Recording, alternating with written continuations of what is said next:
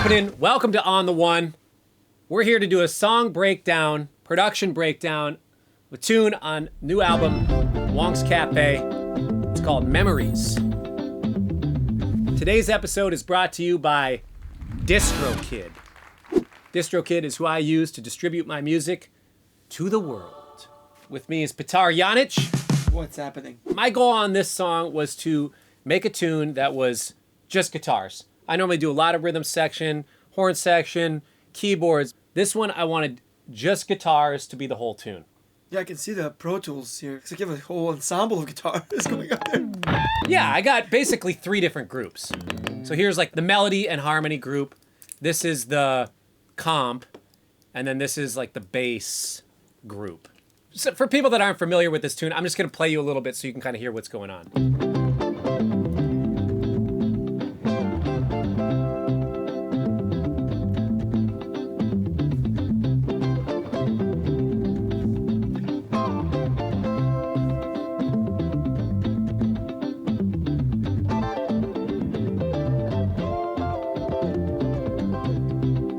All right, you get the point. Why do you have so many guitars in each group? What is going on? I know you always stack, but and you like things stock, but why? Stock. I think it sounds stock to my ears. He's trying to throw in some kind of monster reference again. Stock to my ears. Stock, It's a bit stock. Why do you stack so many guitars? Here's the melody line.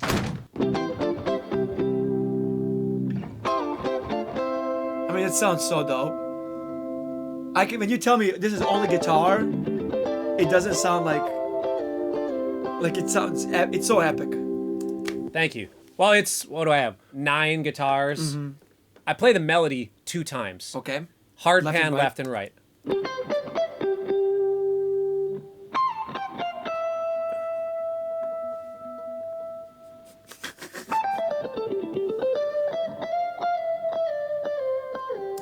Then I add a harmony kind of panned left, another harmony kind of panned right, which is this. I'll play one later. Okay. A little bit a lower harmony that gets added. It's gonna sound kind of weird on its own. Well, all the kind of extra harmonies. I know I do melody, 2 main harmonies, and then just kind of like some extra spicy ones. Now, one of the unique things that I do with the way that I harmonize on guitar is I do a lot of stuff stacked in fourths. Quartal harmony. Quartal.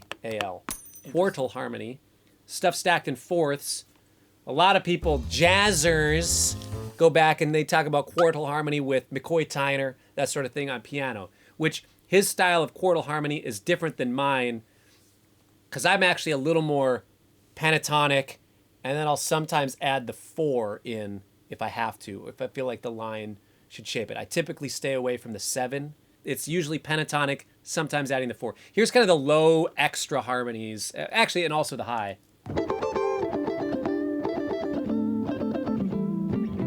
So it's the harmonies.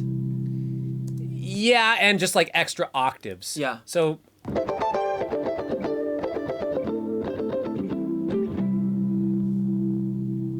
Dope. basically it's 3-part harmony with a little bit of extra stuff kind of tucked in there. Mm-hmm. But again, it's kind of a unique way that it lays out on the guitar. Sometimes then also I'll take the melody and I'll double it down an octave and tuck it in the mix, double it up an octave, tuck it in the mix. It's dope. Thanks. I mean, it's one of those things where I make my lead line, and then rather than trying to be as scientific or proper with the harmonies, I just think more shapes rather than, how it lines up on paper, how it looks on sheet music. Right. So my approach is maybe a little less proper, but to me it kind of gives it its own unique thing. In the way that like a lot of Roy Hargrove stuff is maybe less proper than big band horn arrangements, but it's also just totally dope in its own way. Again, if it sounds dope, it is dope. Exactly. All right, so then the next down the line I have the comp.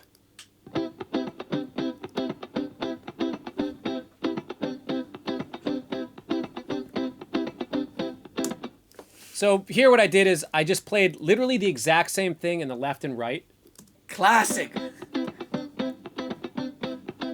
Doubled it. That's an interesting plugin.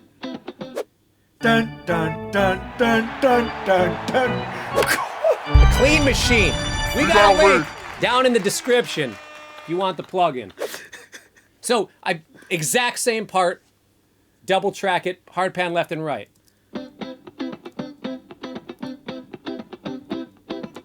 But the one down the center just focuses on the notes and not the little. It takes out that extra stuff. So Yeah.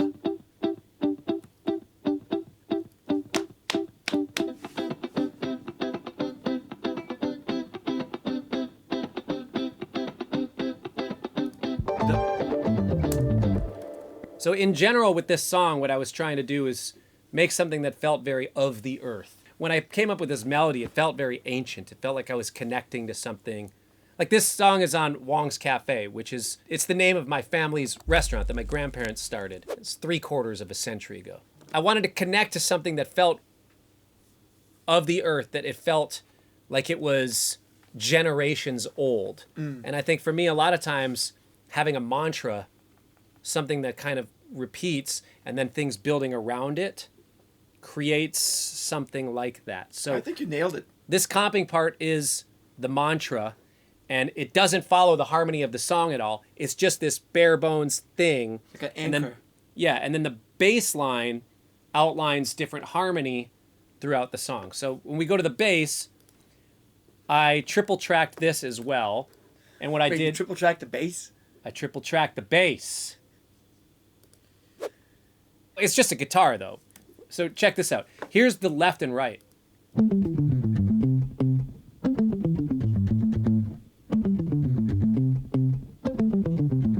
Is that all bass? Or is it a baritone guitar? That's the bass. And then I did a triple track where I played the exact same thing, but I used this Pitch 2 plugin. Oh. I was not hip to this plugin until last year when I did that song with Kimbra. She told me about this. Kimbra, incredible artist, but she's also an insane producer. So she said, hey, check out this Pitch 2. Throw this on my vocal for a couple of these harmonies. So I got hip to this. And it just takes my guitar, it takes the bass part down an octave.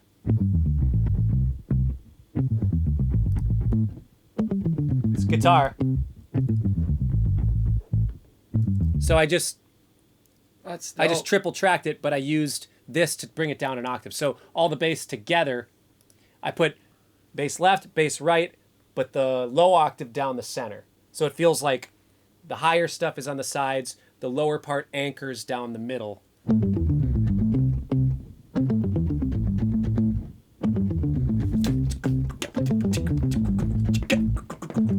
It's gonna be dope, dude. Yeah, it's fun.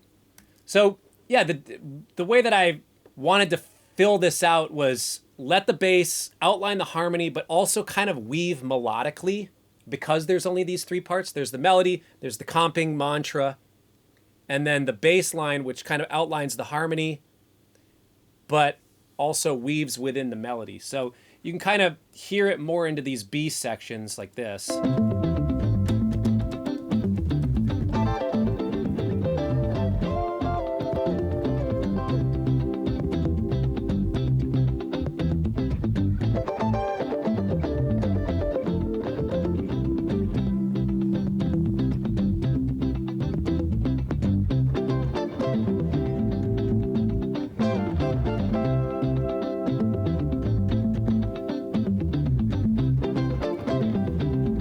That's dope.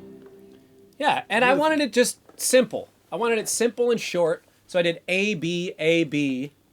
And the A sections are the same both times, pretty much. There's one tiny difference. And then the B sections, the melodies are different. But it's really just kind of starting. It's very similar phrases. They're just starting from different notes. So here's the first phrase of the first B section.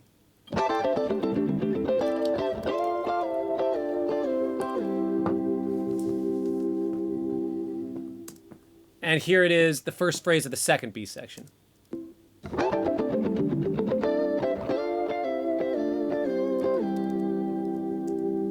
Here's the second phrase of the first B section.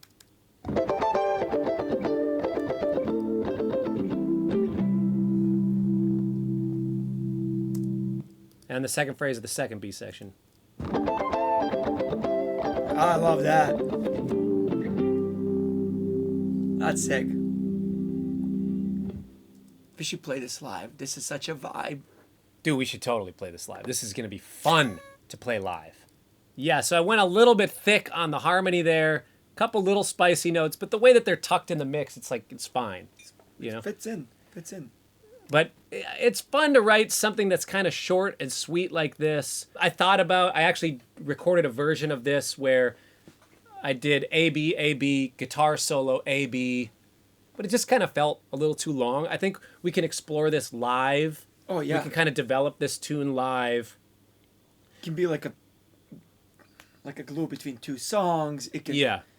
But I think also with the full instrumentation, we'll be able to take the song on a different type of journey. Yeah. And a different dynamic arc throughout that I wasn't as able to do with this because I wanted to give myself these parameters. But also, you've never done necessarily. I mean, you have done plenty of stuff, but you've never released a song that's just guitar. Sure. I don't. At least maybe I'm not aware. Not where it's kind of all guitars. Yeah. So this, I do know that a lot of times in my music, what gets showcased is my rhythm playing, which to a lot of people it's a background thing. A lot of times it's lead rhythm. But another part of what I showcase in my records, my albums, is myself as a producer, myself as a writer, that sort of thing. I don't always showcase like overt guitar skill things that I think this does it in a way that still feels very much me. Oh yeah, But absolutely. does a little bit more for people that are guitar nerds and want to hear really cool guitar things that are maybe more fun to play for them than rhythm parts. Where I'm like totally down. I love playing rhythm parts all day. But I understand that not everybody does. So I also wanted to just kind of challenge myself to make something like this. And if you have a group of you and 15 other guitar players and you want to play this, March you could guitar all... band. Actually, that'd be pretty dope. But I think live, my gut is to go the melodic harmony stuff, woodwinds, flugels. Honestly, I think 2 clarinets and a bass clarinet, 2 flugels and trombone would be the move. Well, you know what's gonna happen first of all. Michael's going to use a double bellow euphonium. We'll go 2 flugels. He's probably going to put Kenny on flute, because Kenny's dope on flute. Bass Barbash. clarinet. Barbash on clarinet. Sammy on bass clarinet. Yeah, I don't know. If I could have it my way, I would probably left-hand whirly and bass guitar will do a great thing for this bass part. And I think I'm just going to have to play the comp thing, because the guitar is kind of the only thing that can do that. We'll sneak in a solo somewhere in there.